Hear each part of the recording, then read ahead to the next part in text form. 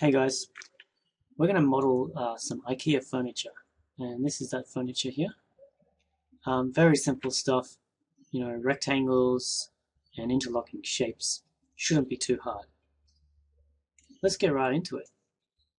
Alright, this is what happens when you open Blender. You're confronted with all these millions of menus and this one cube with a camera and a light source.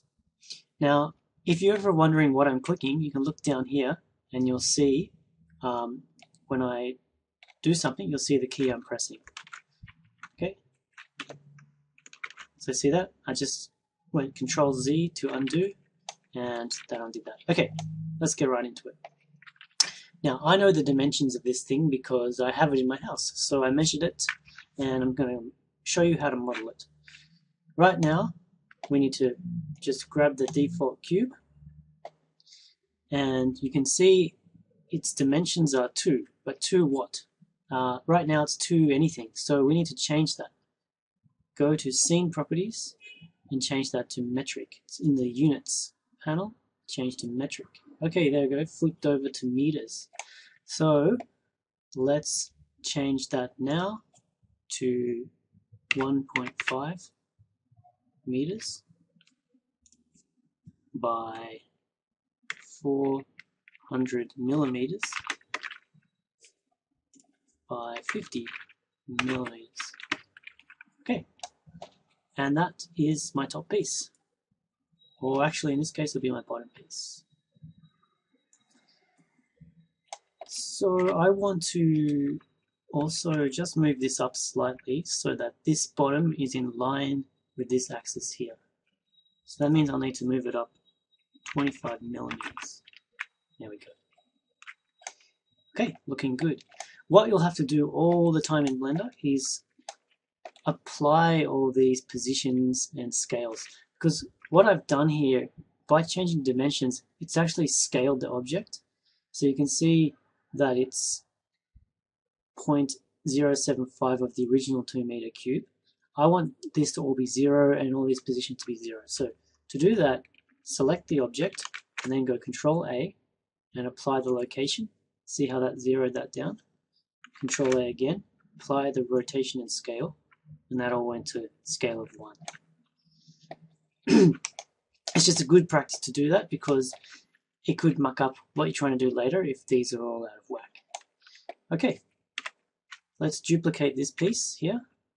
Shift D to duplicate and right click to put it back into that spot there. So right clicking just puts it exactly where it was before. Now let's move it by entering a value of 1500 millimeters or 1.5 meters. There we go, great. Now let's apply the location to that one so it's back to 0. And should we apply? No, let's leave that so that it's always referencing this one here. So I just undid that. I'm going to leave it at so that it knows it's 1.5 meters up from there. Now let's grab this one again, Shift D, right click. This time I'm going to rotate. So 90 degrees. And I'm going to just manually move this over. Sorry. And manually move it up into place. Now, you can see it's a bit out. Let's just move it over. There we go. And I actually don't mind that this is slightly wrong, because when you look at the real thing, it's also slightly wrong. That's because when you assemble it, it's not perfect. There's always a little bit of tolerance. Could be 2 mils out, could be 5 mils out. And when you render it, this will create a nice kind of look and give it more realism than if it was like precisely flush on. Okay, now we've got that in. Let's apply the location to this one. Oops. And apply the rotation and scale. And duplicate this, Shift D, and shift it over. It's going to be shifted over 1.45 meters. little bit too far. Let's bring it back in. Yes, ever so slightly off. Okay, that's good. Right, so we've got our out of frame.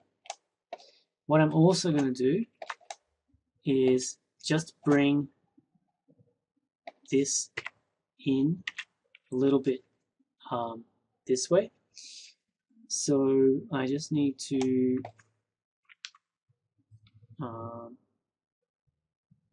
maybe make it not like that. Maybe make it 395 millimeters. And that's brought it in just ever so slightly.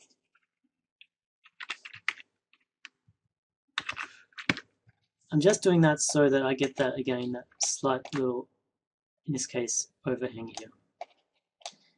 Okay, great. Now, I need to add in these cross pieces, which are slightly smaller. But I'm still going to use this piece as something to duplicate. So I just duplicated it. I'm going to apply its rotation scale and apply its location. No, I'm not going to apply. Yes, I'm going to apply its location. Okay.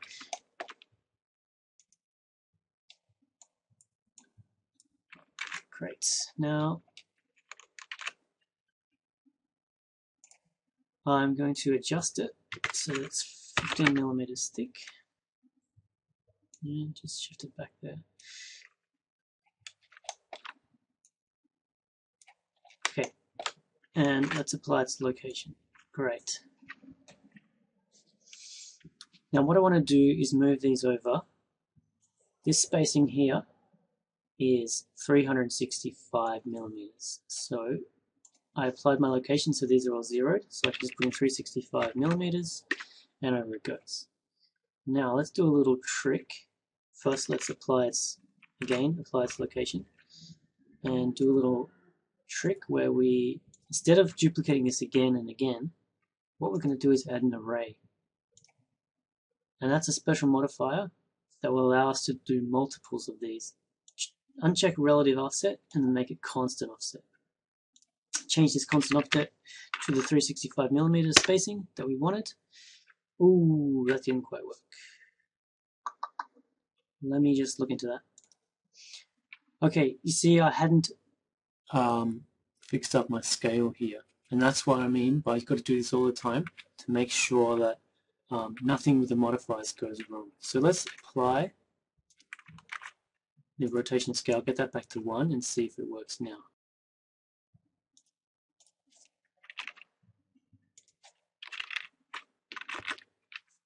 Bingo. Okay, so yeah, just be careful of you've got to apply all your rotation scales and locations. Now, this is just a matter of adding another one, and it puts it in exactly 365 mils again. Perfect. Now what I'm going to do is apply this modifier. Right? So now this is kind of one thing. And I'm going to change this origin here so it's in the center.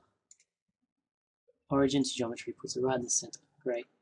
Duplicate, right click, rotate, 90 degrees. Look at that. Super. One tiny problem. This is too far. So I'm going to bring that back a bit. First of all, by applying my rotation and scale and by applying the location, and then bringing it in ever so slightly to that. There we go. Look at that. Perfect. That's looking pretty good. So if I render that in the Blender render engine, it's going to look something like that because my sun is not in the right place. Yeah, you can see my light source way over there. Let's bring it around the front. Okay. Render that. Yep. Let's fix up our camera. 0 to go into camera. Probably a bit more.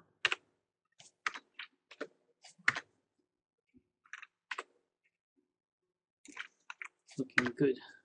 Now let's render that. Okay, you can see a couple of issues here that these boards are sticking out, so I need to kind of shrink them in a bit that way. So let's do that. Grab this one, and you can see it's this dimension here. It needs to come in a little more.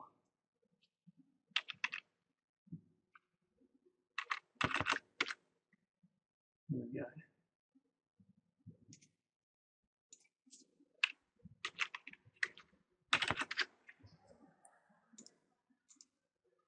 Great, that's all fixed. And you can see that little kind of imperfection there.